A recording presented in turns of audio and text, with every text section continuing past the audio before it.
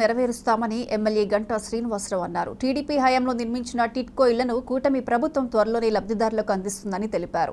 విశాఖ, భీమిలి, మధురవాడ, బక్కనపాలెంలో టిట్కో ఇళ్లను అధికారులతో కలిసి ఎమ్మెల్యే గంటా సందర్శించారు. వైసీపీ హయాంలో గాడి తప్పిన పాలనను తిరిగి గాడిలో పెట్టేందుకు సీఎం చంద్రబాబు చర్యలు చేపట్టారని తెలిపారు. త్వరలోనే టిట్కో ఇళ్లను పేదలకు అందిస్తామని గంటా స్పష్టం చేశారు.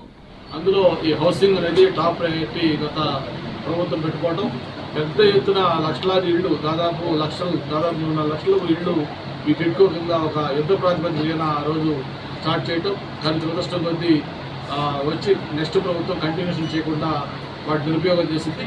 ఒక 6 నెలల్లో దీనికి ఒక టైం ఫ్రేమ్ పెట్టుకుని టైం ఫ్రేమ్ ప్రకారం ఇవన్నీ కూడా కంప్లీట్ చేసి ఇవన్నీ కూడా మళ్ళీ లబ్ధిదారులకి హ్యాండ్ ఓవర్ చేసే విధంగా కూడా చర్యలు తీసుకుంటాం.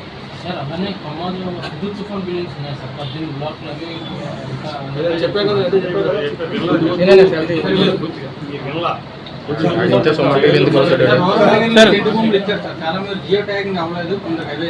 అదే అన్ని చాలా ఆరోపణలు ఉన్నాయి. ఇవన్నీ కూడా ఒకసారి మళ్ళీ కూర్చొని మాట్లాడాలి.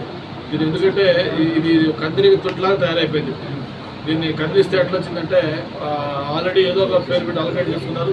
వాడికి ఇప్పుడు ఎలిజిబిలిటీ ప్రకారం లేదనో లేకపోతే చేస్తే వాడు బాధపడతారు. కాబట్టి అందరూ కలిసి కూర్చొని దీనికి ఒక లాజికల్ కన్క్లూజన్ కావాలి. గత ప్రభుత్వంలో లబ్ధిదారుల విషయంలో అవకతవకలు జరిగాయని చెప్పి ప్రధానంగా ఆరోపణ వచ్చేసి వైసీపీ ప్రభుత్వంలో లబ్ధిదారుల కంటే లిస్టులు చేంజ్ చేశారని చెప్పి ప్రధానంగా ఆరోపణ. దీని ఏ విధంగా అదే ఇప్పుడు మీకు కూడా చెప్పాను కదా, ఇక్కడ దీంట్లో ట్రాన్స్పరెంట్గా ఎవరైతే నిజమైన లబ్ధిదారుడికి చేరాలో అటువంటి లబ్ధిదారులకు చేర్చేదానికి ఈ ప్రయత్నం అంతా. ఎక్కడ ఎటువంటి అవకతవకలు లేకపోతే ఇంకోటి కూడా ఎక్కడ జరగడానికి స్కోప్ లేకుండా ట్రాన్స్పరెంట్గా చేస్తాం.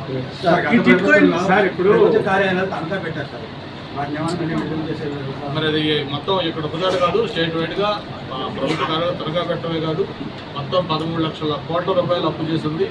అందుకే ముఖ్యమంత్రి గారు దాని మీద ఒక శ్వేతపత్రం కూడా రిలీజ్ చేయబోతా ఉన్నారు. యాక్చువల్ ఫైనాన్షియల్ స్టేటస్ ఏంటి, ఆర్థిక మంత్రి కేశవ్ గారు కూడా మనం మాట్లాడి చెప్తా ఉన్నాడు. అసలు ఇంకా దాన్ని ఓపెన్ చేయడం విషయాలు బయటపడాలి. ఇవన్నీ తెలిసిన తర్వాత ఎగ్జాక్ట్ స్టేటస్ ఏంటి కనుక్కొని ఎట్లాగా తనఖాలు పెట్టి బయటికి తీయడమా లేకపోతే వేరే ఏమైనా మార్గం ఉందా, ఇది కూడా ప్రభుత్వం ఒక హై లెవెల్లో డిసిషన్ తీసుకోవాలి. సార్, ఈ టిట్కో ఇళ్ళని ఆర్పీలు మరియు వాలంటీర్లు ఎక్కువగా ఇన్వాల్వ్ అయ్యి పెద్ద స్కామ్ చేశారని తెలుస్తుంది సార్. ఒకవేళ అది కానీ బయటికి కానీ వస్తే మీరు ఎటువంటి చర్యలు వారిపై తీసుకుంటారు?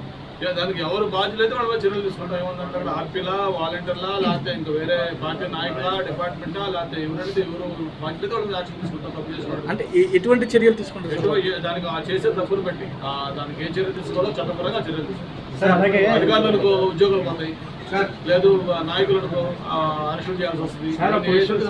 ఇది ఇప్పుడు గత ప్రభుత్వం యాక్చువల్గా దూరంగా హౌసెస్ ఇచ్చారు. దాంట్లో లబ్ధిదారులు ఉన్నారు, కొంతమంది ఇంట్రెస్ట్ లేదు వాళ్ళకి. కానీ దీంట్లో పెట్టుకోవాలనుకుంటే వాళ్ళకి ఎలిజిబుల్ ఏ విధంగా ఇస్తారు గవర్నమెంట్?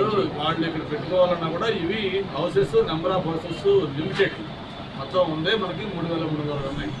దీనికి లబ్ధిదారులు చాలా మంది ఇప్పుడు ఇంట్రెస్ట్ పెరిగింది ఎట్లా కాబట్టి అందరికీ ఇవ్వలేము. చూసి దానికి ఎలిజిబిలిటీ క్రైటీరియా ప్రకారం ఎవరెవరు వస్తే చూసి వాళ్ళకి ప్రయారిటైజ్ చేసుకొని స్థానికులు డెఫినెట్గా ఎవరైతే